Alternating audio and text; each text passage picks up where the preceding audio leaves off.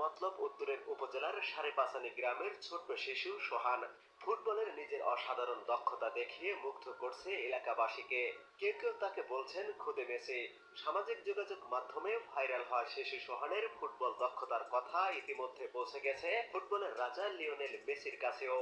ধুলোমাখা মাঠে খালি পায়ে দৌড়াচ্ছে এক ছোট্ট শিশু, বয়স মাত্র 5.5 বছর, কিন্তু তার প্রতিটি স্পর্শে ফুটবল যেন জীবন্ত হয়ে উঠেছে। এ যেন কোনো সাধারণ শিশু নয়, এ যেন জন্ম থেকেই বল পায়ের সাথে লেগে থাকা এক বিস্ময় বালক সোহান। তার রেইনবো ফিলিপ প্রতিপক্ষকে কাটিয়ে বিদ্যুতের গতিতে এগিয়ে যাওয়া আর মিনিটের পর মিনিট বল পায়ে রাখা, যা আমরা সাধারণত বিশ্ব তারকাদের খেলায় দেখে থাকি, সোহান সেটি করেছে অবলীলায়, যেন খেলাটা তার রক্তে মিশে আছে।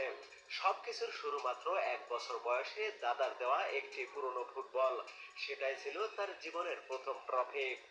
বাবার সাইকেল গ্যারেজ হয়ে উঠল তার প্রথম একাডেমি। মাটি, ধুলো আর এক টুকরো স্বপ্ন নিয়ে প্রতিদিনের অনুশীলন।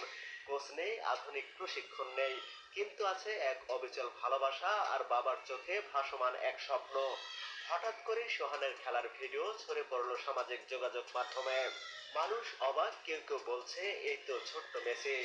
ভিডিও দেখে মুগ্ধ হলেন আমিনুল হক, তিনিও বললেন এমন প্রতিভা বাংলাদেশে বিরল। এমনকি তারেক রহমানও এগিয়ে এলেন, ঘোষণা দিলেন সোহানের পড়াশোনা আর খেলার দায়িত্ব আমি নিলাম। আর তারপরেই ঘটলো অবিশ্বাস্য এক ঘটনা। সোহানের ভিডিও পৌঁছে গেল ফুটবলের রাজা লিওনেল মেসির কাছে। ভিডিও দেখে মেসি থমকে গেলেন আর বললেন ওর স্কিল অবিশ্বাস্য। 5.5 বছর বয়সে এত সুন্দর ড্রিবলিং, বল নিয়ন্ত্রণ, যা দেখে আমিও অবাক। অবশেষে এই ক্ষুদে ম্যাচের জন্য বার্তা দিলেন বাংলাদেশের দায়িত্বশীলদের